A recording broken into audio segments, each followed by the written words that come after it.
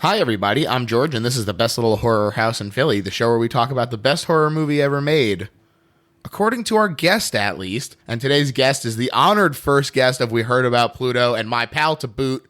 Please welcome Clare Cutler. How's it going, Claire? Hi, George. It's going great. It's awesome to be here. Thank you so much for inviting me on. Absolutely. Truly psyched to talk about this one. But before we get into the movie, let's talk about your just overall history with horror. I am a big fan of horror. It is probably my favorite genre of movie.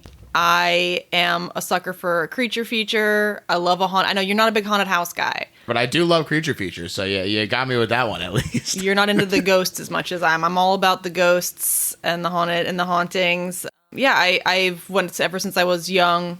Been a big fan. I turned a corner on, I think the first scary movie I watched in love was Poltergeist, but that one, already done by someone a way more prestigious and knowledgeable guest than myself, I'm sure. Yeah, no, it's always been a thing for me, and it's just my go-to. If JP and I are bored on any given night, one of us can suggest, let's just watch some scary movies, and we're both just in. Hell yeah. You listed a few in there. If you had to pick one favorite subgenre, are you able to name one? I gotta go with the creature feature. I love anything with a shark, crocodile, anything like that. I loved Lake Placid. That is my unpopular opinion. I'm just gonna lead with it because it's a big fuck off crocodile. What's Sure. not to love? What's not to love? I'm all over it. So if it has a shark in it, I've seen it almost Sure. guaranteed. No matter how bad it is, I have given it a try. Well, there's a new one coming out that looks just terrible, but it's got a shark. Gonna watch it. With Gonna Alicia watch Silverstone. it in theaters, maybe. Who knows? Wow. This is my brand. Wow. Hey, you got to maintain it. But the movie we're talking about today does not feature a shark. It does feature some creepy crawlies, though. Mm-hmm. We're talking about The Descent from 2006, a movie that looms large in my own horror history. As far as I can recall, this is the first horror movie that I made it all the way through as an active choice. Really? Yes, and it's pretty funny to me because this is still a pretty freaky movie. And so I accidentally set the bar super high, which probably helped me to get into horror because as I started exploring, it was just, oh, this isn't as bad as The Descent. And so you set the bar that high, everything just seems to be not quite getting there. And you say, oh, I can handle all of this stuff. So this was this was a formative horror experience for you. Oh, yeah. I'm so glad I picked it then. This is great because this was a formative horror experience for me too. And it wasn't like my first horror, but it was the first horror movie that made me realize that horror movies are about more than just what's at face value. It was the first one. It's not the most subtle, maybe. It might as well just be called The Descent into Madness. It might as well have just led with it. That's clearly what it's about. But it's the first time where that clicked for me that oh, it's a metaphor. Sure. And it changed the way that I watched horror movies forever. Wow, big deal.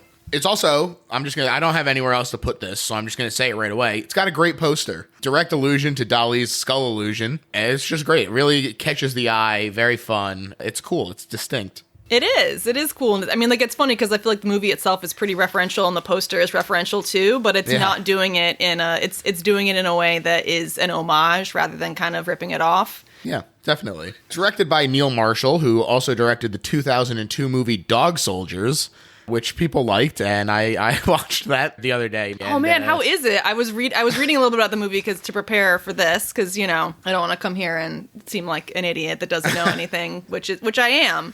But I'm trying to come off as more than that. Although I guess sure. I just let the cat out of the bag. Yeah, I'm an oversharer. It's a problem. It's okay. It feels very Spike TV. Oh. Yeah. Well, then okay is high praise. Yeah, it's kind of interesting. There are similarities and differences to this movie that feel very deliberate, Well, so Dog Soldiers was a mild success, people liked it, and he was offered a bunch of horror movies after it, but he said he didn't want to get pigeonholed as a horror guy. But the reaction to Dog Soldiers included a review that stuck in his craw where someone said, this is all very well, Brits out there making horror movies, but when is a Brit going to make a really scary horror movie again? And he said, I felt like a gauntlet had been thrown down. I was set in my task to just create the scariest movie I possibly could. And so that's when he moved to The Descent. I mean, mission accomplished. This movie, I mean, I watched it again today, so I wanted it fresh. Yeah. But when I watched it for the first time, I was 15 years old, and it scared the shit out of me. Yeah, it's scary as And still scary today. I will say one of the jump scares got me. An unexpected one. Not the jump scare, which we'll get into later, but but one of them, it got me. They get you. They get you a few times. You know, they hit you, and they don't telegraph it with like a huge sting either, which is nice. You know, it feels like a more earned jump scare. Absolutely, absolutely. This one just came out of nowhere and it got me. His initial concept, actually, before he moved to The Descent, I should say, was he wanted to do a feature of his college thesis film, which is going to be a zombie movie on an oil rig, which I think sounds fun and has similarly confined quarters. So, you know, it could have been cool. But it was going to be way too expensive, and so he pivoted to this as a way to make something scary. This was an inexpensive movie, right? Because I was reading a little bit about it, and it was not a big budget movie. I mean, a lot of the budget was for that whitewater rafting scene, insurance apparently. Yeah. Well, I like that he pivoted from zombies on an oil rig to late 20s women in a cave. I feel like that's quite the pivot. Yeah. But I think it was much more. If he's going for choice. scary, ultimately, I feel like much more scary as a concept than zombies on an oil rig. Yeah, and this pivot to something pretty different from Dog Soldiers was, like I said, very deliberate. And I see them as fairly different, but there are similarities.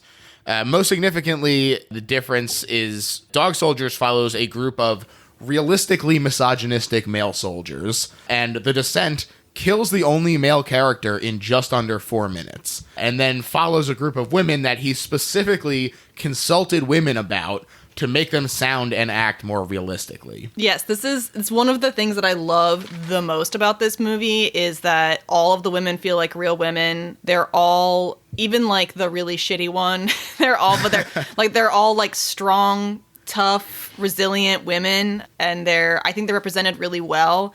I think that their friendship, I think, is represented really well. I think a lot of times in movies, horror movies, really any genre, but horror movies in particular, like female friendships are fickle or, you know, fraught.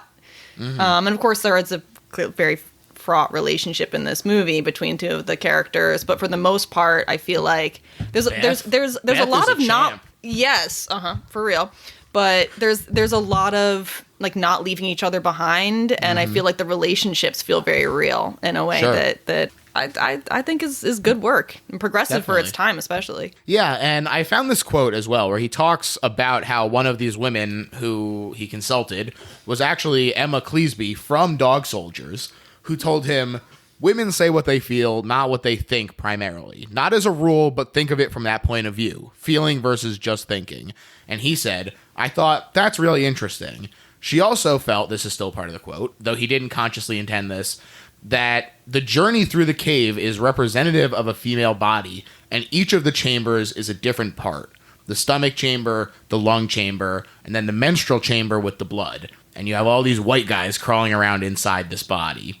And so he said, "Oh, you know, I didn't intend that, but that's interesting. How can we explore this and further develop this as a concept?" Okay. See, I got the menstrual thing, and like there is the like birth canal thing in particular with all like the squeezing through tight spaces. Yeah. But I did not get the white men crawling through the body metaphor. You're saying he didn't intend that? Right, not at first. But then when he started talking to people about making sure that the script was up to snuff, they were like, "Hey, I've like discovered this metaphor in here," and he was like, "Oh yes, of course, the metaphor that was in there all along." That's the only thing you do when somebody reads something into either like it's brilliant, it's genius. You say, "Yes, I meant to do that." As a filmmaker, I feel like that's 101. Smart. It's really smart. You gotta. The white guys in question are the Crawlers, they're called, and the credits and everything. Highly reminiscent of H.G. Wells' Morlocks from The Time Machine. And they're cave people who never left the caves, and they like evolved to that environment complete with family units. You know, it's feral, but it's also human, which he said makes it even scarier. And this was a deliberate choice as the creature makeup was developed. They said, no, it has to be still recognizable as human, which I think is a great decision. Yeah, I think that lends, I mean, I love that it's practical effects too, and that it's just guys in costumes and makeup, and they're so scary. They are to this day so scary. The way it was just well done. The way that he shot them to give them that kind of staccato movement, but they are still humanoid. Yeah, I think that also, like, in terms of the metaphor, staying in the dark too long, what does that do? Like, were these once humans that became these monsters because they were in the dark too long? Sure. What kind of monsters do we become if we're left in the dark too long? And I think that there's something to be said about that being part of the metaphor. Absolutely. Our non-creature cast is a 6-woman ensemble. We have Shauna McDonald as Sarah, Natalie Mendoza as Juno, Alex Reed as Beth, Saskia Mulder as Rebecca, Mayanna Burring as Sam, and Nora Jane Noon as Holly. And they all feel developed in a way that they're distinct characters, which is not easy, especially for what is ostensibly a slasher by the end, or like you said, a creature feature where people are getting picked off. For us to actually care about each of these characters, all 6 of them, as we go through these caves, really a remarkable achievement. In a 90-minute movie, yeah. They filmed on 21 different cave sets. They built these sets because filming in real caves would have been insanely expensive and dangerous. So, makes sense. But it does, I think, look great, these built sets, especially enhanced by the cool use of color in the movie. You know, you get these white beams of light, but they're accented by really cool reds and greens as they start breaking out the glow sticks and flares as well. Creates this very alien feeling down there in the caves, these huge vaulted chambers and stalactites hanging down like the teeth and everything. It's just really cool looking. Yeah, it's absolutely, they really create an uncomfortable feeling in the audience. Like you feel uncomfortable, you feel the claustrophobia of these caves, you feel you feel trapped watching it. They really evoke that. I think that they did a fantastic job with it. And yeah, the reds and greens and the green of the night vision on the camera too, that they use pretty heavily is another cool use of those greens that they have in the glow sticks. Kind of reminds me of the very ending of Wreck, you know, when you get the one little glimpse through it, and it works. It does.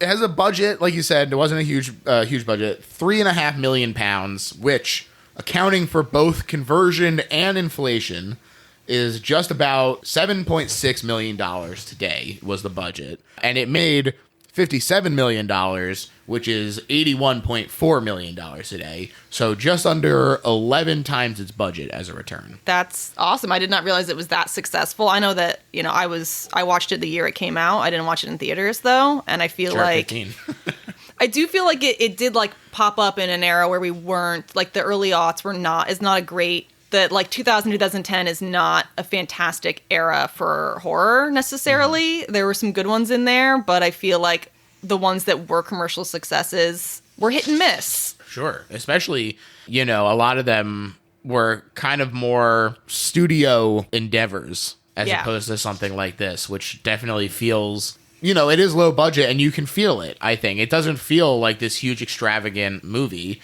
It feels tight and confined and lean, which is to its benefit. 100%. As far as the reception to the movie beyond the financial success, I thought that I was reading the New York Times review that came out then, and they editorialized in the ratings thing that said, the film's extreme gore seems a nibble away from an NC-17 when they said that it's rated R. So they're like, it's really rated R, which is funny, but also kind of true. You know, there's some intense gore in this movie. I mean, it doesn't shy away from it. Yeah. But it's not gratuitous. I feel the amount of gore, like, it's not torture porn. Again, it's trying to make you uncomfortable, not disgusted. Sure. I think also it's partially just because it is used so, feels like weird to say tastefully, but it's, you know, it is though. Yeah, it's not throughout the entire movie, which means that it's kind of a less is more thing where, you know, in a movie where that's the whole movie, it has to keep building and building and building. But here you get just a little bit of gore and it works really well because it comes out of nowhere and it is a surprise. So these scenes really pack a punch, even though they are minimal. Yeah, I mean, it's really just adds the gore feels real. This is what would happen. Like, she fell down, broke her leg, bones poking out. that's what happens when you fall like that, and the impact like this, and the reality is that she's gonna have to try and set this. And look, I don't know if that is really the reality. I'm not a doctor, but I don't know if that's the case. Probably not. It's probably not like they probably don't want to poke the bone back in. I don't know, but it feels real. It doesn't feel like they're doing that to like, it's not a big gross out moment. Yeah. It's more of just like a, oh my God, these women are going through so much. Yeah. And it's always there for a reason, I guess. Definitely so. But it did get positive reviews, with even old Raj Ebert saying, "This is the fresh, exciting summer movie I've been wanting for months, or years, it seems." Even touched old Raj's heart. Old Raj, wow, coming in for us on The Descent. I don't agree with a lot of his takes, but I guess I can join hands with him on this one. Even a broken clock, as they say. Exactly. To get into the actual movie, it opens up with three of our main characters, Sarah, Juno, and Beth, whitewater rafting in some pretty intense rapids. Two things that I want to point out. First, I think it's cool that right away they use sound to kind of reaffirm and then subvert typical horror gender norms. You know, you hear women screaming right at the top. You get ready for this to be them being slaughtered to provide motivation or stakes or something, and then it turns into laughter, and they're like, we're having a nice time doing this thrill ride. So that's cool. Yeah, no, I noticed that as well, and it was a thing that I didn't notice. I noticed a lot of things the second time through that I didn't notice, surprisingly, when I was 15 years old. Imagine. There were nuances even, who knew? But yeah, it was a cool way to do it, and kind of being like a man hearing a woman scream, and it being, but as you mentioned, the man is in 2 scenes total, and then it's all about the ladies who are screaming and laughing, and having the thrill-seeking element just establishes right out of the gate who these women are and makes you interested in them. Definitely. And like you said, that is the actual cast members in those whitewater scenes, and so they had to get approval from the film's executive producer on an insurance policy for £250,000. Amazing. And worth it. I mean, it's such a small scene, but it establishes so much right out of the gate. Definitely. And this scene was intended as an homage to Deliverance, as is Juno's sleeveless wetsuit later. And The Descent really shares a lot of its DNA with Deliverance, I think. Neil compared the two as, quote, "We really wanted to ramp up the tension slowly, unlike all the American horror films you see now. They take it up to 11 in the first few minutes and then simply can't keep it up. We wanted to show all these terrible things in the cave, dark, drowning, claustrophobia. Then when it can't get any worse, make it worse." That is, I mean, mission accomplished. Mission accomplished. That's all I have to say. Like, that's exactly, and it is slow, and it's slower than I remember it being. I think I'm just used to that American pacing. But I was on first watch and on second watch wrapped for every single second, even though it was a slow build. Definitely. They make it through the rapids, no problem. They meet Sarah's daughter, Jessica, and her husband, Paul, at the disembarkation point. It's a little something between Paul and Juno, though. Mm-hmm. A very meaningful look. He, takes her helmet off, and she eye fucks him so hard. There is no missing it. It is clearly... They want you to know. Mm-hmm, mm-hmm. I say there's no missing it, but I did miss it. Well, you were 15. But yes, I watched a clip of it afterwards and was like, yeah, I mean, that's, yeah, they're clearly fucking. Mm-hmm. And he is distracted in the car because he's clearly torn up about this. Mm-hmm. And he drifts into oncoming traffic, getting speared in the face by some copper tubing, immediately killing both himself and their daughter. Oh, they Final Destinationed him. They Final Destinationed him so hard. Oh, man. Just the worst, most traumatic version, too. It's not just like it's speared by copper pipes or something. It was just brutal. It is brutal. I will say, supposedly, that can't happen. The copper will deform before it gets through the windshield. Well, that's a relief. I've been really stressed about it since I was 15, so I'll go ahead and check that off my list of anxieties. I only got a few hundred more in there, but that's one less. Yeah, hey, with this movie, any anxieties we can cross off the list is positive. Honestly, there's a lot of things I feel like could happen to me, so it's good to know that one at least. Sarah does survive. She's the only one. And she has a vision of her daughter blowing out the candles on a birthday cake. Notably, her birthday was coming up soon. But Sarah is just dreaming before she wakes up in a hospital. It's still all fucked up and surreal, though, as the lights around her go out and she runs really cool transition back into reality when she crashes into her sister there. I think this is a really cool opening. Oh, is that her sister? I thought so. I thought it was just her best friend. Oh, was it? Are they No, see, I thought the one who plays the sexy witch headmistress in Witcher was her little sister. I thought it was a sister who doesn't come on the trip, just like a family member. Oh, okay. So, I have a bit of face blindness. I've been told this. John has kind of a face genius thing going on, so it's very frustrating because it's just like, I thought that was Beth in the hospital. She has similar hair. Is it just the hair? Maybe I'm wrong. It's possible I just didn't clock it as Beth, but I think that it was a more related person, like, visiting her in the hospital and being like, sorry that your family is dead. I'm gonna go with you on this one. I can't tell white women apart. What can I say? Well, hey, if you know for sure out there, sound off. Let me know. And then we get the title card. Nice little delay on that. Looks good. And, it does like the nice little like fade in with the light on as it shines through. And then we're zooming through Appalachia. It's 1 year later. Nice little aerial road shot. It's like a nice little opening. I like it a lot.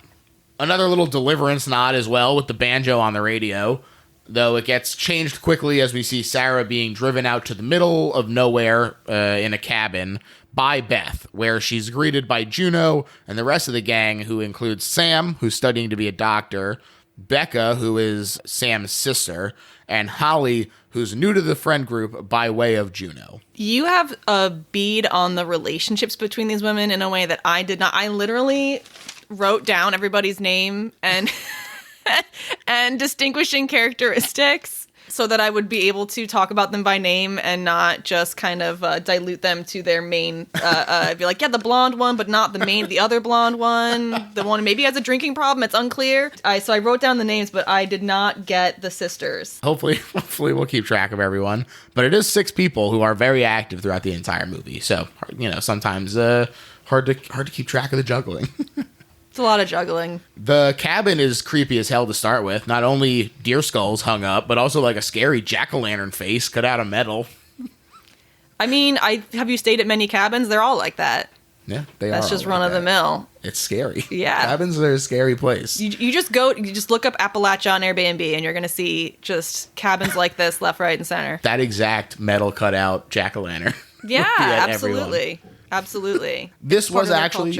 Oh, yeah. This was actually a practical location, but it only had one room. So every time Juno had to open up someone's door and be like, time to wake up, they had to completely redress the cabin to be someone else's room. I mean, I kind of love that. Yeah. That's called putting in the effort, folks. That's what it is.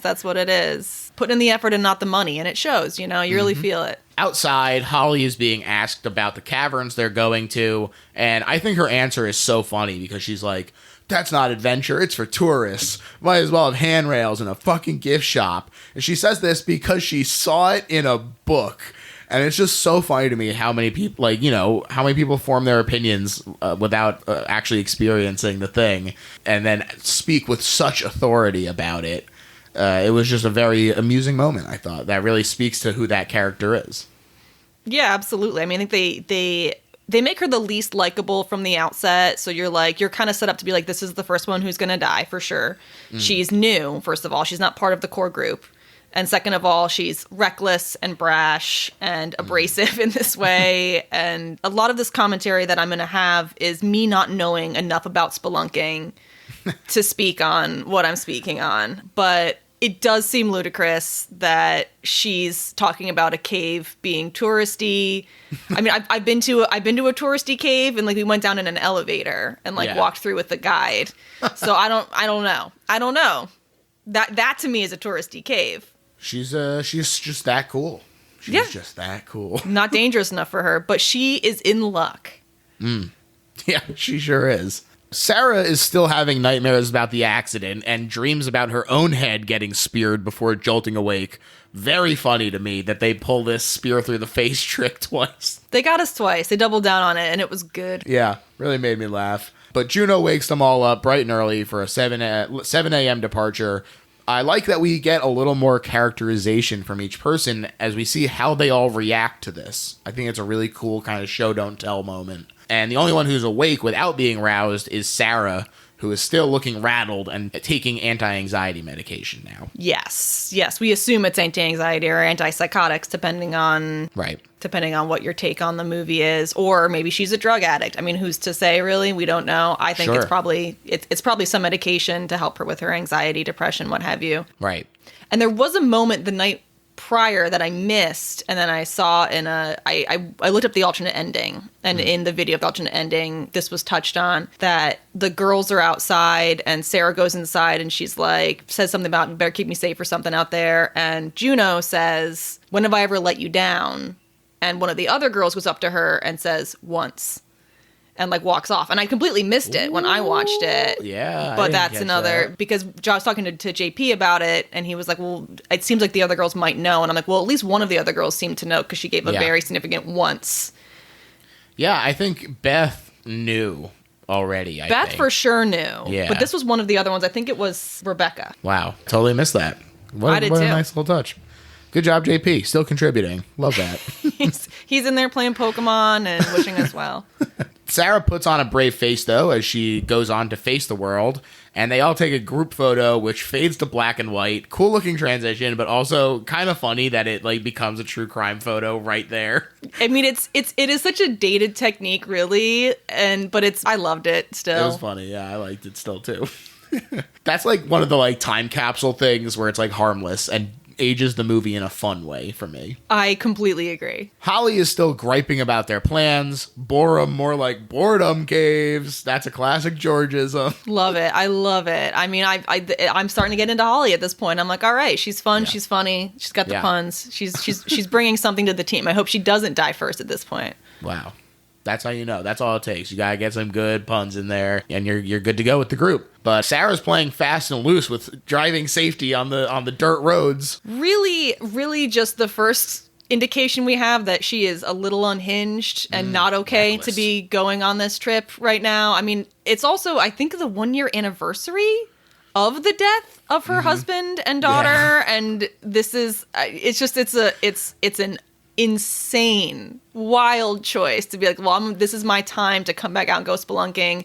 I would love to be underground on this really traumatic anniversary that happened only 1 year ago. Perfect. But more power to her, and so she is wanting to go off-roading. Yeah, and she does it. And does. Yeah. When they arrive at their destination, Juno deliberately stashes the Caver's Guide to Borum Caves in the glove box and leads them on a trek to the mouth of the cave. A beautiful, beautiful countryside besides the massacred deer. But, besides that, lovely countryside that they were in. You say mouth of the cave. It is a sandworm-style hole in the ground. It is just a hole in the ground, which, I mean, I guess is a cave mouth. I think of a cave mouth as like, cartoonishly on the side of a mountain or cliff face. But this is just the Aladdin Cave of Wonders, like a tiger that opens up. That's exactly literal it. mouth. But I guess it's in between a cave and a cavern, maybe. I don't know. Be. But it is just a hole in the ground, and I had forgotten that it was not the right cave at this moment, and was like, this is not a touristy cave. This is a hole in the ground. They gotcha.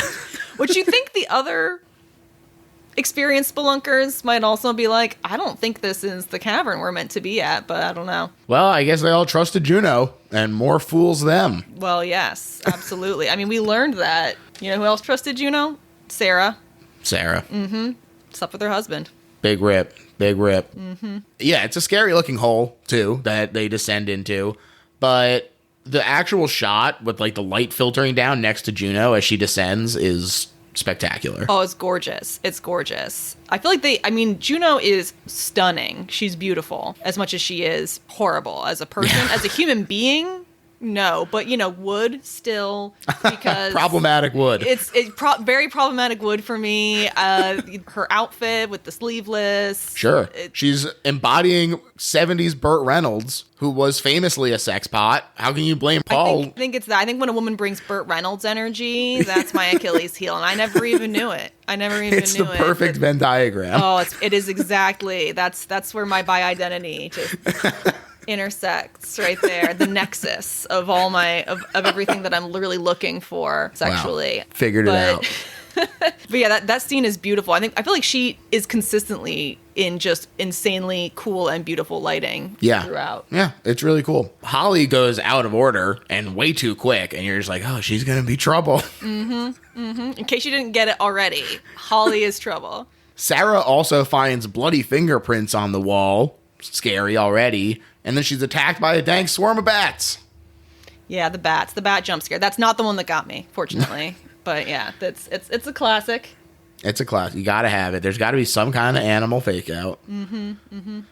Now, there's only one way out of the chamber, and that's going down the pipe, she says. And so, down they go. Nice and cramped. This will get your claustrophobia going. Now, this fucked me up a little bit today watching it. My skin was... I'm not claustrophobic, but boy, my skin was crawling. Yeah, I am also not particularly claustrophobic, but seeing it be so cramped and seeing her panic attack when it happens. The panic attack, I was like, I'm gonna break out in a rash on my chest. I couldn't handle. Well, and apparently, a thing that I read today was that to audition, each of the cast members, they had them do the panic attack climbing through scene, and they had them climb under chairs in the casting room, and the image of that really kind of takes some of the the weight away of them trying to do a panic attack under like some like gnarly office chairs. Just coats like hanging over.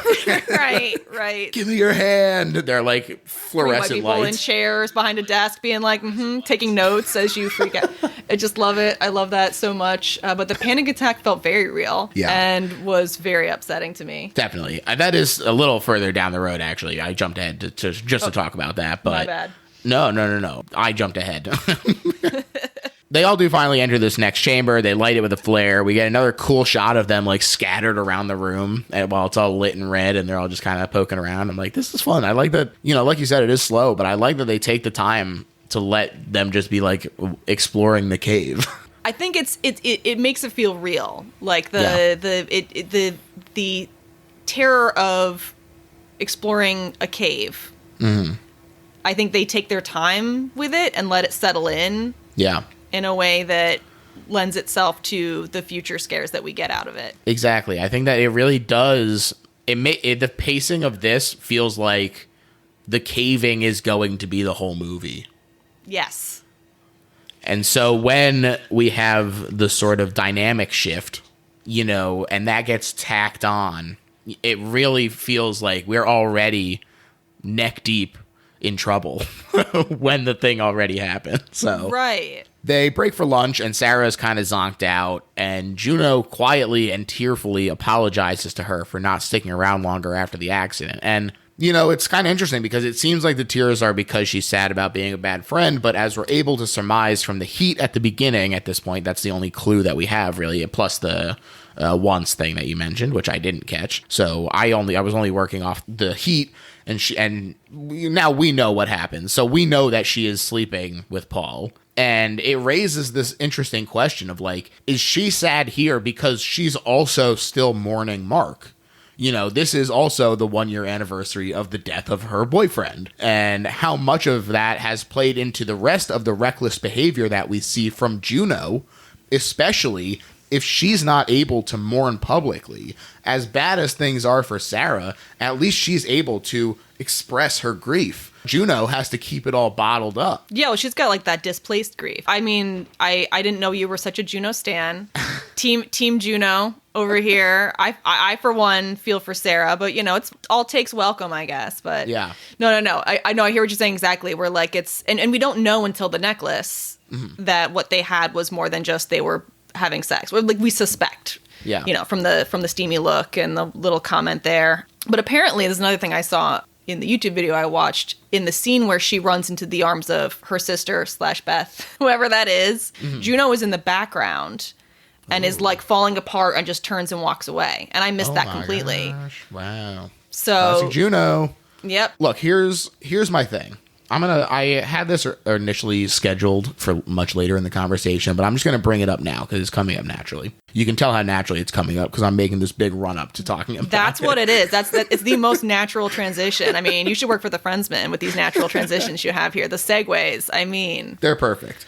And that's why I'm going to start right now. I think that this movie, part of what makes it so interesting to me is that Juno is like a secret main character. She is like the cool badass one. She is the one who takes the active hand in the decision making a lot of the time. She is the one who is also having all these conflicted emotions and stuff. And it makes this movie very interesting because we are just kind of watching it unfold sort of from the side. You know, it feels like if we're watching Rosencrantz and Guildenstern are dead, if Hamlet was fucking Guildenstern's husband and then they went caving. Yes, I love that. But yes, I remember the first time I watched it not liking Juno's character and being very like, don't love Juno. And this one, I loved her. Like she's awful, and I get that, but she's also like there's a great character, and there's a lot to admire about her. And not to jump too far ahead, but there's a scene where she's with two of the other girls, and they're like, we got to get out. We found a way out, and Juno's like, fuck no, I'm not leaving without Sarah. Mm-hmm. And she also almost dies trying to keep the monsters off of the corpse of with my notes here, Holly. Yes. Mm-hmm. Yeah. And so she really does protect her friends, and there's something really admirable about her that I was just so latched on to what a shitty friend she was in terms of what she did.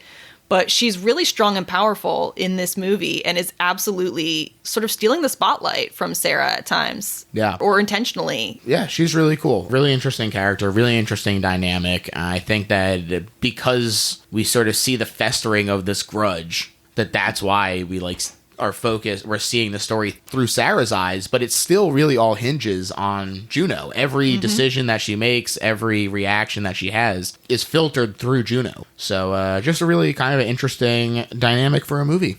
Now, Sarah doesn't really want to talk about how she's feeling about the death of Paul, so she wanders off and she finds the next passage forward, and it's really, really tiny. And this is where Becca is starting to get weirded out. She's like, this doesn't look like what they described in the book. Juno plays it off. She says, that's why I don't like books. They're too open to interpretation. Just a nonsense statement.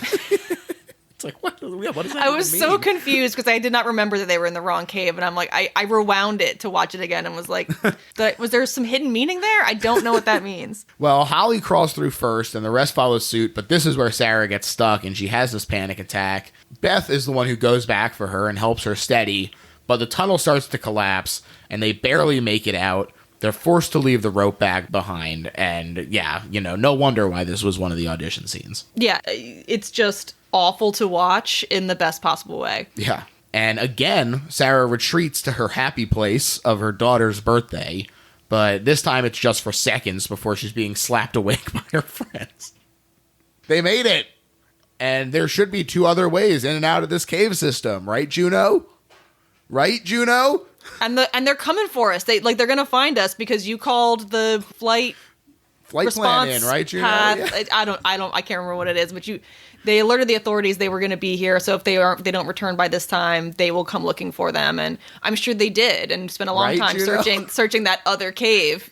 But yeah, no, right, Juno? Right, Juno? We got this. It's going to be fine. Juno tries to squirm and she says, Holly is right that's a tourist trap. We've always said if there's no risk, there's no point. This is brand new and I wanted us all to discover it. But the long and the short of it is that they're not in Borum Caverns at all. And any search and rescue efforts based on their flight plan are bunk. So there's no real choice but to move forward, although something seems fishy as the flashlight pans over the caves with something there in one moment and gone the next. We don't get a good look at it, though. Just a nice little hint of the crawlers in there. It's probably just more bats. Not to worry. Oh, yeah. Sure. Not to worry. Just bats. More bat jump scares. Yeah, they went for it twice. Just like with the spear. Like with the pipes, man. Going for 2 on every one. And push on they do, finding a gap across what is effectively a pit of death. It really is. It's very scary. And they need someone to get across and set up a pulley system to get the rest of them across. But they need the other rope bag for her to do it safely and set it up, which is in the collapsed tunnel. But don't worry, they have carabiners. That'll do it. Becca, look, as great as Juno is, and as strong and cool and impressive, Becca, she's not so shabby herself. She makes a Herculean effort here, hanging one-handed from the ceiling. Kills it in this. This scene is so painfully slow. Mm-hmm. And you feel the effort of what she's doing And you believe it. I believe that she was at the limit of what she could physically do trying to do this. And it felt, my arms hurt watching it. Yeah. But she does it like a fucking boss. Yes. And she makes a rope system for the rest of the gang and sends it back. Juno is the last one to go, and she has to climb like Becca did to collect the supplies behind them. And she kisses the necklace for luck, not for the first time. That luck doesn't hold, though. And Juno drops with the rope a little bit, slicing Becca's hand and her hitting the wall real hard. And she does make it up the rest of the way, but Rebecca is in rough shape, this is a big fear of mine, is getting this like rope burn, slice in the hand kind of thing. Why is it so horrible? It was just, that was like one of the few scenes where I did like look away when it was just like gushing blood out of her. I just, for some reason, it was just nauseating to me. It was crazy. Yeah. They also discussed that one of the things in the ceiling was already there and was at least 100 years old. Plus, if someone had already been down here and made it out, why wouldn't the system already be named? Woo. They also find cave paintings that indicate there might be a second way out, just in time for us as an audience to see something growl and drool from the shadows, Like I said, a really interesting way to keep tension while still giving us progress. As one of these problems is starting to get a little bit of hope, this is when the other one starts to develop. Quite naturally, it feels like. They find a bunch of paths forward, and Juno uses Holly's lighter to test for wind. But Holly rushes forward again when they find the one. Oh, Holly. It's classic Holly. Thinks she sees daylight. It's actually just phosphorus in the rocks. But she continues to run forward right before slipping into what can only be described as a cave butthole. It can only be described that way. She goes right in the cave butthole. Jesus Christ. I think it's the only predictable death in the whole movie is that Holly's going to rush in and be reckless and die. Yeah. I think looking at these girls at the beginning of the movie, you can kind of tell that that's how she's going to go and that she's going to go first. And it gets less predictable from there, but this was always how Holly was going to go, right in the cave butthole. Yeah, well, it's funny to me too that they like really kind of drag it out because ultimately this fall is what kills her, but she has to linger a little bit. She drops, she survives, she gets a compound fracture in her leg, like you alluded to earlier. Seems like a really bad thing to have in a tight cave, especially one that is damp and full of bacteria. I did look it up. Really bad idea for her to push that bone back in. There's a reason she's a med student and not a doctor, George. Okay, exactly. She's doing her best. Nobody else was stepping up. She was not in the ICU. Clearly, right. Hasn't done that rotation. You would think a first aid kit would be packed in the spelunking. We have one packed when I go canoeing, but spelunking. Who needs it? I don't know. Yeah, well, at some point it feels like a first aid kit could only do so much anyway. Well, that's true, but it was probably in the rope bag. Now that I think about it. Also, that who even knows? But they set it with one of the picks, and they also set while they're setting it, Sarah explores a little bit. She finds a miner's helmet, and then more importantly, straight up sees one of our little goblinoid friends who finally notices her, and in what is maybe the funniest moment of the entire movie for me, does a incredibly graceful backwards leap. It does do kind of a cool backflip. It's beautiful. He does this incredible motion, and she tells Juno, who dismisses it. This is where sort of that friend dynamic comes into play again, where it's like, oh, she refuses to believe that she could have seen something here, so even if she is putting on the pretense of being a good friend, she's also not hearing her. It's just a really interesting relationship and develop. Gaslighting. There's some gaslighting. Complicated. Mm-hmm. It's not just one dimension here. She describes it as a man, though, which, that feels generous. I don't know what is wrong with her. Maybe she didn't bring her glasses. I don't know what's going on, but she's like, she really feels like this guy can help her and help them. And I just feel like she got a good long look at what is clearly a goblin. A fucking cave goblin. And she's like, that goblin could help us out, guys. Trust,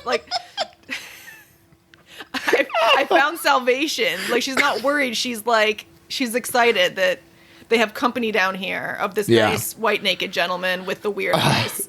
Would not have been my first words to describe him. But They all kind of go, well, we can't go looking for that guy, even if he exists, because we need to just focus on getting Holly out of here. And they use the lighter again to navigate. Now, the problem is that they emerge with this lighter into a bone pit, littered with hundreds of animal remnants. This night vision shot from Holly's camera that they used to see is actually a miniature, which I thought was cool. Oh, that's cool. And there's no more wind, so they don't know which tunnel to follow. And as this panic dawns on them, it's compounded with their first encounter with the Goblin Man, drawn to Sarah's screams and seen looming behind Beth in what is a very, very famous shot in this movie. Very fun, very silly looking. I love it. It's a really fun moment.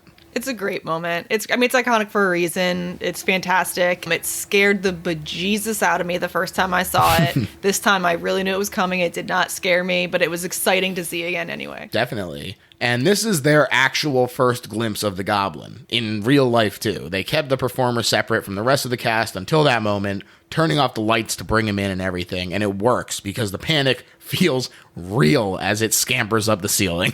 It really does. And I don't know, the pacing is exhausting because it is so slow, and then it is just boom, and it hits frantic. You, and so much happens so quickly. It's like I get like whiplash watching it. It was great. Yeah. Holly, already in agony from her leg, gets her throat chomped as well and is bleeding out, still alive. Okay, there is some lingerers. These women are very strong and very tough, which is marked by the fact that they do not know when the fuck to die.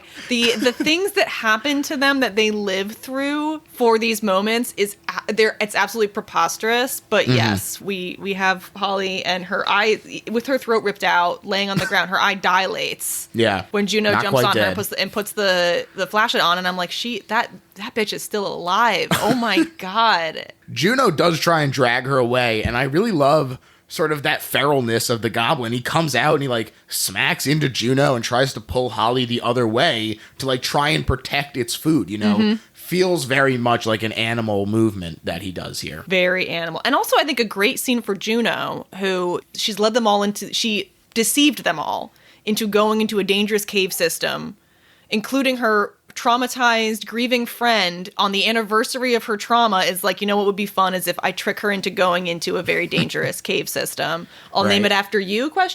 Maybe. It's terrible, terrible friend by all accounts. But this is really her first like good friend moment where like Holly's like her throat is ripped out. Yeah. She's not making done. Right. Like even if she's still alive, like give her like a couple minutes to bleed out. And she is putting her life on the line to protect the corpse or soon to be corpse of Holly. And I thought that was both a stupid and very brave move on her part. Yeah, it's really interesting too because we see that she, spoiler alert, jump forward 30 seconds if you don't want to hear what we're going to talk about later in the movie anyway. She doesn't do this for Beth. And so it becomes like a question of Holly came to the group through Juno. You know, does she feel like this is more her actual friend than Beth is, who we've seen sniping at her? Maybe she feels like Beth has chosen sides in the dynamic here between her and Sarah. The way that she has these relationships that fluctuate, and she doesn't just react the exact same way to every single person, really makes her a interesting character to have in the group. Yeah, I mean, she's so hard to wrap my head around because I did find myself really liking her at times in this movie. But there was the thing with Beth. A part of me wonders if it's the thing where we've established that Beth knew about the affair, right? And Beth being dead. I mean, I imagine if I'm Juno, I'm worried. I'm worried that at any minute Beth's going to have a crisis of conscience. Tell my girl Sarah all about me sleeping with her husband, and then she's alienated from her friend group, her people, what have you. And so Beth being dead, being out of the way is kind of like well, I didn't mean that. My bad. Whoops. But also convenient for me. So gonna let it happen. Certainly so. Really, you know, the writing in this movie is very, very good. Everyone is running in the corridors while Juno fights this thing. Terrible idea. Immediately, we see people slipping and eating shit, which really made me laugh. I think that's the reality of it. Yeah. Like, it's a fucking cave. It's not. Yeah. This is not ideal terrain for hand-to-hand combat with a goblin. Juno does get the kill. Very badass fight scene with this pick, but she hears something approaching her from behind, and she swings out with the pick once more, catching Beth in the throat. Absolutely brutal. You know, you get this peak of triumph to the pit of despair. Really wonderful. And Beth pulls off Juno's necklace as she drops and begs Juno not to leave her. But Juno runs away, just like she did after Paul's funeral. That's right. That's right. Perhaps not as good a friend to Beth as she was to Holly. Indeed. As we spoke about earlier. Yeah. And yeah, just kind of brutal. It just makes Juno confusing but interesting. Mm-hmm. Becca and Sam are in a tunnel, and Sam's batteries are dead. Directly above them is a crawler acting like damn Ethan Hunt in Mission Impossible up there. And Sarah was one of the people who slipped, and she smacked her head on some rocks. So she's having a vision of her daughter that turns around and is actually a goblin man. Oh my god. Daughter to goblin transition, just stunning. Beautiful. No one saw it coming. We all loved it. She awakes and she looks through a viewfinder and sees not only a ton of human skeletons, but also some large predatory animal corpse as well, still fangly and showing that this is something to be worried about if they were able to take down this thing. Holly gets thrown down in the pit and the whole damn goblin fam comes out to chow. They're blind though, so as long as she keeps quiet and still, she'll be okay. Easier said than done though, as she watches them eat and almost pukes. Drawing the attention of the closest one. This little puke, or almost puke, is very funny to me. It is. It is. I mean, I think that is probably really how you would react. I mean, I would have vomited as soon as I realized we were in the wrong cave. I would have been, I'm someone who, like, if I realized that, like, I'm going to be late to work, will, like, feel nauseous and feel like I need to vomit. So I would have been I just would have puked my way through the caves. I would have been picked off first immediately. By the crawlers, I would have just been vomiting left and right all through this cave. So I really feel for her in that moment where I'm like, yeah, I mean, me too, honey. It's not a convenient reaction, but it does feel real, I guess. Yeah, definitely so. Noon kept the Holly head prosthetic, pulled a classic Friday the 13th Part 2, and she said she put it in her fridge at home for her mother to find. Oh... So the actress playing Holly really has a lot of Holly in her. Yeah. That's a real Holly move. She said it went over well. Big finger quotes. I'm sure. I'm sure. Oh my god. Now, Sarah gets saved by Juno calling her name, and she becomes the new focus. As she finds an arrow pointing the way that she just came from, in theory, pointing, like that's indicating that the way she's going is the way out. If that's an arrow leading in, at like for miners or whatever that they saw earlier. Mm-hmm. Now, Becca and Sam hunker down to let the crawler crawl past them, although it looks like they're in trouble not once but twice after Sam's watch starts beeping. But once again, Juno's calling out is overpoweringly alluring for these goblins. Gerblins. Juno catches on in the light and advances with her pick determinedly. Again, Juno, so fucking cool. So cool. She's so cool. The whole, like, I don't know. She's cool. And Sarah improvises a torch and she leaves the pit while Becca and Sam get moving again too. One drops down and separates them though until Juno emerges and saves Becca. Again, very badass and she's just the main character. She's secretly the main character of this movie. She's got big like Ripley energy. Like she just doesn't give a fuck and she's gonna take them all down one by one. She's got a bone to pick with them. She's taken them out to protect her friends, but also because fuck them. Yeah, exactly. Juno says she's not leaving without Sarah, but Sarah is currently discovering Beth, who warns her to stay away from Juno and gives her the necklace, saying it was a gift from Paul, which makes her very sad, and also separately confirms that Juno left Beth here to die alone. Just the most untimely reveal of your life. I mean, I realize, like, I just feel like what Beth says is find your own way out. Don't trust Juno. Look, she was sleeping with your husband. And I feel like the idea that a friend sleeping with your husband means that she's not a capable spelunker that will get you out alive. I mean, she did kill her. But it was by accident, but she did leave her, you know, I don't know. It's complicated. She did leave her. So I guess that's really more where the don't trust her part comes in, is it's like she's going to don't trust her to have your back, I guess. Right. I guess that was more about the leaving her for dead in the cave than about the husband, the sleeping with. You can just go ahead and cut that out. I guess that's not a very astute observation on my part, but yeah, no, I mean, I think it's just one of those things where it feels a little silly almost that she's telling her this at this moment, but it's her last chance to tell her, I guess. And so she wants her to know. Get it off her chest. Right. But it's very inopportune timing. Yeah. And she also asks Sarah to please kill her. And Sarah extremely reluctantly complies with a rock. Oh, just awful. Just awful to watch this happen. Brutal. She's also promptly attacked by a crawler who she dispatches in a furious righteousness. And the lady goblin finds this body and reacts sadly. Who knows what kind of civilization they got down there. But yes, they introduced there's the lady goblin. Yeah. And she hisses at Sarah, who flees and immediately plummets into a blood pool. The blood pool. So unnecessary, so ridiculous, so amazing. Counterpoint, very necessary. I mean, it is great. I'm so glad it's here. Why is it here in terms of what these goblins are doing with the blood pool? Why is the blood all in the one? I don't know. I don't even care. It's that good.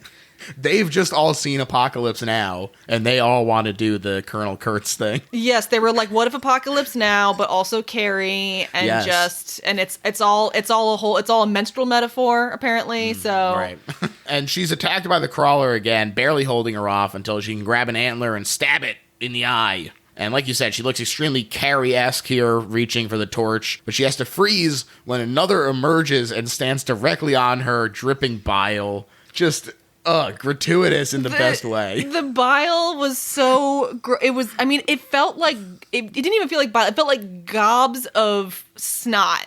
Like it was like globs of stuff was hitting her face, and it was repulsive. It was one of my least favorite parts. I mean, that's goblins, baby. Obviously, great, love it, glad that it happened. But in terms of looking at it, it was my eyes went to hell. Classic goblin move. It steps off, it gives her time to grab a bone and bludgeon it, and she stands there looking very cool and screaming, ah! Yes, bad tactically, but very cool for the moment. Yes.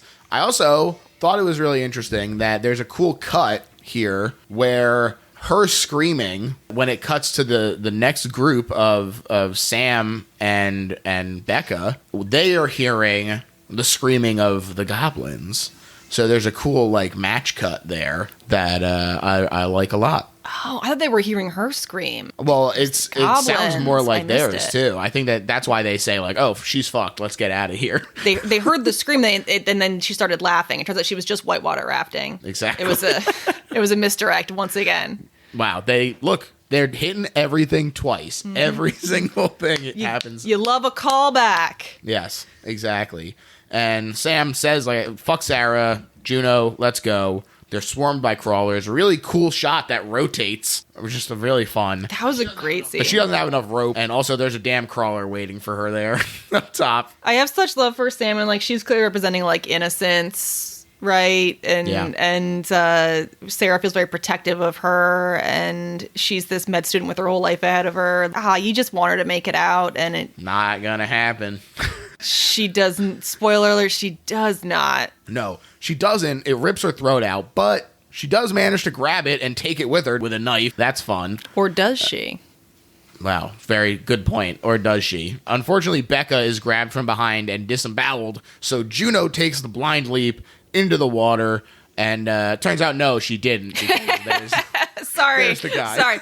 Look, it's great. It's wonderful. She falls down there. There's so much lingering. There's so much lingering. No, nothing and no one can die in this movie. Right. Really fun shot with this underwater kill as she has to fight this guy once more. And then also the vertical shot as she climbs across, I thought was a really nice one as well. And she's about to fall in when who should emerge to grab her and pull her into a little opening. But Sarah, wow. Here to save her, thank God. Thank God. And Juno lies to Sarah about seeing Beth die. And she just grimly says, come on. That was a lie by omission. She's like, you saw her die? And she was like, yes. No, it's just a lie. She didn't see her die. Oh yeah, she. I was thinking she left her for dead at that point because she thought she was dead. But no, she straight up was asking for help, and Juno rolled out. Yeah, she was like, no, I'm done. Goodbye. Yep. You're right. That is straight up a lie. Yeah, but they're all action posed up here because they're approached by a trio of crawlers, but they don't like the fire. This only works for so long, though, and both Sarah and Juno are drawn into the fight, with Sarah literally ripping the throat out with her own teeth. She's gouging eyes, Juno bashes one's head against a rock until it collapses. This is like a wild scene. It's so good. It's so good. They're just brawling with goblins and kicking their asses. They are outnumbered. They are outmatched because goblins, man, and they wreck shop. It's fantastic. Yeah, it really is. And once they're all dead, Sarah reveals that she has Juno's necklace silently, and she jams the pick in her leg so that she is, shall we say, unlikely to survive, especially as we see several approaching goblins. But she serves as a good distraction as Sarah tries desperately to escape, finding a literal light at the end of the tunnel, climbing up a huge mound of bones in a literal and figurative sense to get that sweet, sweet freedom. Now, her hand bursts out, and she emerges like it's the Evil Dead, pulling herself into that delicious mountain air, running the fuck to the car, peeling out. She gets the hell out of Dodge, and when she's sufficiently far away, she pulls over and weeps these big, racking sobs. But she's pulled out of it by a honking big rig, and she pukes out the window in shock, and when she sits back up, a fucked up Juno ghost is there. Ah! Ghost of Juno. Really fun little Juno ghost there. I like that a lot. It's a fun little, guilt thing. And this is the ending in the US version. This is where the movie closes. Now, she gets out, and Neil was fine with this change, and he said, quote, "To my mind, her escaping at the end is even more bleak than the original ending. After what's happened to her, and what could happen to her, surviving an incident where all her friends are killed, there could be blame laid upon her. She could end up in prison. Psychologically, she's screwed. All her family and friends are gone in the most horrendous fashion, some killed by her hand. It reminded me of the end of Texas Chainsaw Massacre. She survives, but she's clearly out of her mind with fear and madness. So I don't see it as being a happy ending at all, having her get out of the cave." And I want to get your thoughts on this, both his reaction to that change and the U.S. opening. But just to wrap it up real quick, I'll also discuss the last scene where Sarah wakes up and she finds herself back in the cave, but sees the happy birthday scene playing out in front of her. She's now fully deluded and descended into madness and staring at nothing as the sounds of the crawlers come closer from all around her. And that's the UK ending. Really great stuff as it fades to black and white crime photo once more. Oh man, so many thoughts. I did not know his reaction to that. I did not know what the reasoning was for the different endings. I had only seen the US ending, and it fell a little flat for me. And I did not know about the alternate ending until JP actually told me today. And I watched the alternate ending and was like, that's how it should have ended. It's so much better. His comments on it, I mean, it's his work. I respect his opinion on it, obviously. But I feel like it wasn't bleak enough. Like, that wasn't my complaint, is it was like, oh, it was too hopeful. Like, my issue was it didn't feel like it wrapped it up. It didn't come full circle for me. And the whole movie is about her descent into madness, her giving into psychosis. And at the end of the UK version, she had chosen dissociation as her coping strategy with everything that's happened to her and with what is an unbearable pain that she's carrying. She's just fully dissociated from reality, and that is her way of escaping, is by dissociating, because there is no real escape. She can't escape. Yeah. She can only dissociate. And I think that is so much more powerful and interesting of an ending than her having a literal escape. Right. And it is in a way more of a happy ending, because she'll be maybe reunited with her daughter in heaven, and she's only got to live with this for another few seconds. And just to make sure that I am clear about this for everyone out in the audience, he did prefer the UK ending, but the test audiences were like, wow, that's really sad that she just dies there in that cave. And so he was like, all right, what about this ending? And everyone was like, great, that's way better, way happier. And he was like, I don't agree, but okay. It's a horror movie, and they're I don't know who these test audiences were. They found the dumbest idiots they could and put them in a room, because it's a horror movie.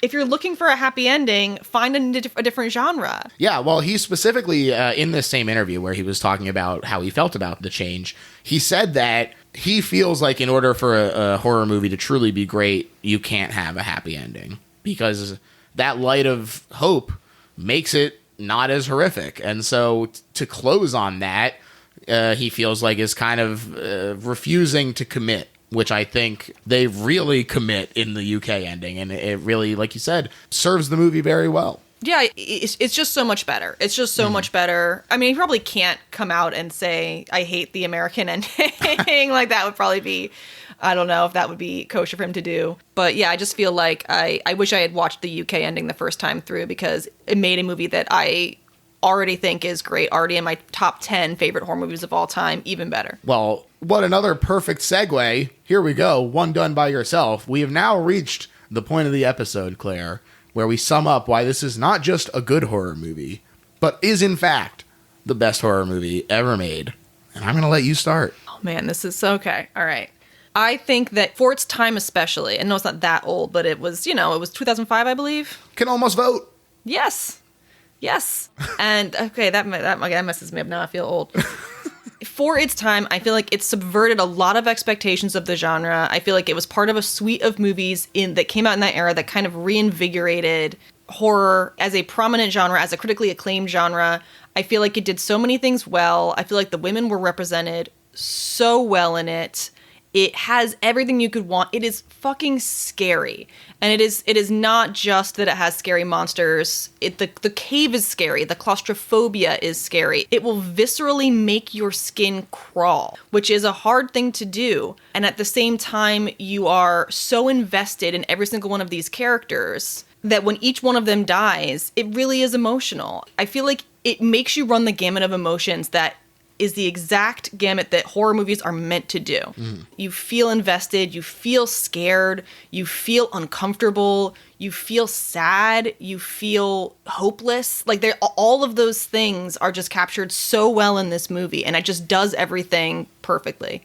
Yeah, I totally agree. To me, this is the best horror movie for a couple reasons. I have 3 tiers of this movie being best horror movie ever made. First of all, it just looks fucking great. Lots of fun lighting. The sets are rad. The blood pit, the Carrie look while she's brawling. It's just fantastic. A lot of fun action, cool looking monsters. It just looks great. Second tier is it's just a really cool story. It's like a reverse Orpheus, where a dude went into hell to try and lead out the ghost of his wife. And here we have a lady trying to escape the ghost of her husband, so she flees into hell. It's a really cool kind of inversion of a classic story. But also, and most importantly, consider this as why it's the best horror movie ever made. It checks all 3 of the conflict boxes. You have man versus other, where you're dealing with the physical brutality of the crawlers hunting them. You have man versus self, exploring the darkness of the human psyche with Juno and Sarah. And you have man versus nature, fighting the unfeeling cruelty of nature with the simplicity of just being trapped in the cave. It gets you on every single level that humans can experience conflict. And for a movie to not only pull that off, but to not feel overstuffed and to work incredibly well while also incorporating all 3 of those, that just makes it the best horror movie ever made. I agree. I love it. You were so much more organized and succinct in your explanation, but I didn't even think about that being the 3 tiers of conflict all being covered there. And it does it so well. It really does. Claire, I want to thank you so much for coming on the show. What a delight this was. Please tell people if you have anything that you want to direct them towards. If not, just something that you're enjoying lately you can recommend. Oh, geez. I should come with my plugs ready. I'm going to plug Friendsman. Definitely. That is my fiance JP does a podcast about the show Friends. If you don't like Friends, that's fine. I don't either. It is like one of my favorite podcasts, and not just because it has to be. If I didn't like it, I would be honest about it. I was really worried I wouldn't when John said he was going to make a Friends podcast. It's quite good. It's very good. And I would also like to plug his other podcast with a couple fellas, Sky Reegs, and the other guy whose name I can never remember. But they talk about the show Psych, which I do love. There you go. Yeah, a lot of fun. I love both of those shows. We Heard About Pluto is, of course, a wonderful show that I am one of. I didn't get the title in. That's my bad. That's my bad. No, hey, look, you set me up here to dunk it home. I think We Heard About Pluto is a lot of fun, and I love recording every week with Reegs and JP. It's great. It really is. But Friendsman is also really fun. I have been on that show as well. I am apparently one of the very few guests who does like Friends that has been on the show. I did love your episode. I love that you had the box. You have the random box set that you got as your main gift. That it cracked up at that story. I loved it. It was what a surprise. But they were right. Who knew? Parents, turns out they know you better than you know yourself. So, Number one Friends fan, George. as far as my other plugs, you can find me on Twitter at LittleHorrorPHL. That username extends pretty much everywhere, including the Patreon. If you are really enjoying the show, for just a couple bucks a month, you can get all kinds of bonus episodes, which are a lot of fun. We cover stuff that might not fit as perfectly in the main feed. We've talked about video games like Doki Doki Literature Club and Resident Evil 2. Next month, we're actually talking about the video game Control with Patrick Cotnoir is coming back. We've also talked about other movies like Freaky Friday 2003, the best horror movie ever made. I have to catch that one. I have to know. I have to know more. It's a lot of fun. So you can get all kinds of great stuff over there. And the two things I always forget to plug these days are reviews really do help. If you are enjoying the show, leave us a review on whatever method you're listening to the show. I would really appreciate it. But then also there's a mailbag that sometimes I will do mailbag episodes. And if you want to send in an email with a question or a comment or a hypothetical scenario even, feel free to send it into bestlittlemailbag@gmail.com. Way more plugs than usual because I always forget to do that stuff. So check that out and tune in next week. Okay, bye.